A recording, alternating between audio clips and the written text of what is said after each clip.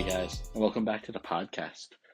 You're going to notice in this episode that we're still calling ourselves the Addictive Culture Podcast. This ministry underwent a name change recently to When Church Hurts because it was more on brand for what we're trying to do here. This episode was recorded several months ago. It's still a very great message, and I hope you get a lot out of it. Some of the other episodes coming up are also going to have pre-recorded me saying Addictive Culture Podcast, and I just wanted to clear up some of that confusion, but enjoy the episode.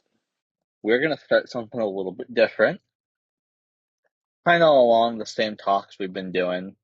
We're still going to keep going on some of the themes that we've been going through on this channel already. But in my personal studies, I just finished reading the book of Numbers.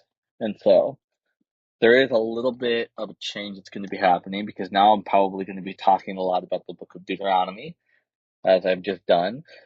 My study on chapter 1, my second read through of chapter 1 in the last 24 hours. And I just wanted to talk about one thing that I noticed in particular. So we're going to start in verse 9 of chapter 1, and you can go and you can read all the way to verse 18. That's the little text blurb section that I'm in. I'm not going to read that for the sake of time and convenience. You can go read that on your own. But they're talking about Israel's journey. This is kind of a recap that Moses is writing us as he's writing / conversating with God. And he's talking about how the time that Moses recognized that he was too weak as just one human to lead all of these people, especially with rebellious as Israel has been, because Israel has been a very rebellious nation. They're God's chosen people. And there is something to be said about the way that God chooses people that are unlikely. And when you magnify that, not just singularly onto a person, but onto an entire nation, you have a very rebellious nation. Just some of the things we've been talking about already. I mean, for goodness sakes, like they're just kind of running rampant here. But he's talking about how he appointed leaders over the people, and God said that what he proposed to do was good. And so Moses says in verse 15 of chapter 1, "So I took the leading men of your tribes, wise and respected men, and appointed them to have authority over you, as commanders of thousands, of hundreds, of fifties, and of tens, and as tribal officials. And I charged your judges at the time, hear the disputes between your brothers and judge fairly, whether the case is between brother Israelites or between one of them and an alien. Do not show partiality in judging. Hear both small and great alike." And there's something really powerful about this because we just got done talking about with the whole story of Balaam and Balak. And Balaam's eventual moral failure, but the reflections of Christ and how Christ actually comes and fulfills these things by not morally failing them. We've talked about Balak and how he led Balaam up 3 different high places, showed him the kingdom, he's promised him glory and financial means and power. And Balaam chooses God over that and becomes a non-Israelite who's saved.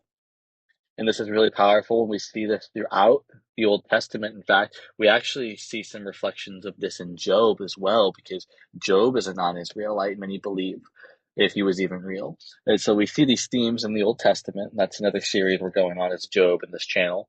But that's a powerful distinction to be made about how God operates. And God is setting up here for people who are not Israelites to come and to have fair judgment and not partiality from Israel. This is an invitation from God. It's a mercy shown. And again, we see the same theme reflected in Numbers 30. This chapter that seems to come almost out of nowhere. It goes through all these ordinances that Israel is going to have to follow.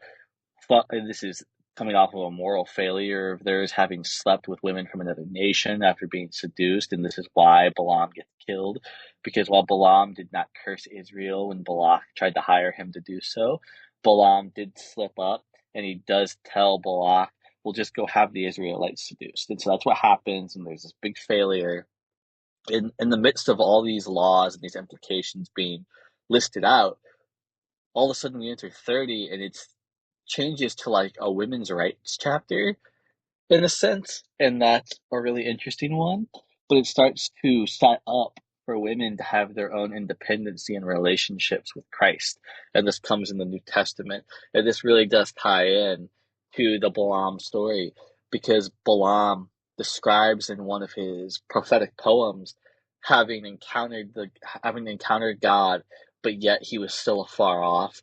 And part of what this is referring to is him encountering the angel of the Lord in the road on his donkey, and that is the pre-incarnate Jesus. And we know that because based off of the context clues of the authority that this angel has, and the word angel again, I've talked about this, I think, in an old video. I can't remember if it's one of the ones that no longer lives on this channel or if it's on here somewhere. Essentially, the word angel doesn't mean what we think it means when we see these little creatures with wings. It doesn't refer to that. The word angel means messenger, and some of the times that the angels are they're referred to as sons, and this is a different kinds of sons than, for example, the Son of Man is listed off to be. It's the Hebrew language is very beautiful and complex in this way, but it means messenger. And so we're reading about the messenger of the Lord, of Elohim. Uh, and so as we're experiencing this, we have to really look at this for what it is. And you go do your own research on this and you're going to come to the same conclusions. But it's the pre incarnate Christ, the messenger of the Lord, the same way that the Son of Man is part of the Godhead. He's part of the Trinity, Father, Son, and Spirit. The Father is not the Son is not the Father, the Spirit is not the Father or the Son, the Father and the Son are not the Spirit. And this is all tying in together, right? Uh, they have the power to forgive sin, the power to heal, because it's all God. It's not the sense to how Mormons think about God, how he's kind of there's three different gods because they see Jesus as a completely separate being from Yahweh, and that's not the case at all. Yahweh is the Father, Jesus is his Son, it's his words split off into his own person. And if you don't think that that's a belief, well, then you should go read Hosea, chapters 9 through 12, and you should go look at the Hebrew language that's used as the word sons are mentioned and the usage of those and the context clues. And so we have Israel mentioned as like a son, but then we have this other son that's mentioned as coming to save his people. And it's the son that Jacob wrestles with, and that was God in physical form. And we know that because Jacob asked uh, the messenger to bless him, and an angel can't bless him. Not in the sense that he was seeking a forgiveness of sin, forgiveness of wrongdoing. And we know that this is Jesus. I think I'm going to look this up real quick because I believe it's Isaiah 9:6, perhaps. We're going to find out right now. But it's a chapter where the Messiah is mentioned as being God. And it is, in fact, Isaiah 9:6. I was reading out of it this morning. For to us a child is born, to us a son is given, and the government shall be upon his shoulder, and his name shall be called Wonderful Counselor, Mighty God, Everlasting Father, Prince of Peace. And you might recognize that from Christmas cards and Christmas time because that is a verse from Scripture that has been hallmarkified. Uh, but it's a powerful verse. It's a prophetic message about the Messiah who the ancient Jewish people believed would be part of God. By the time Jesus comes about, it was a relatively new belief that God's son was only Israel and that the Messiah was going to be just some political figure that came. That was a fairly newish belief at that period.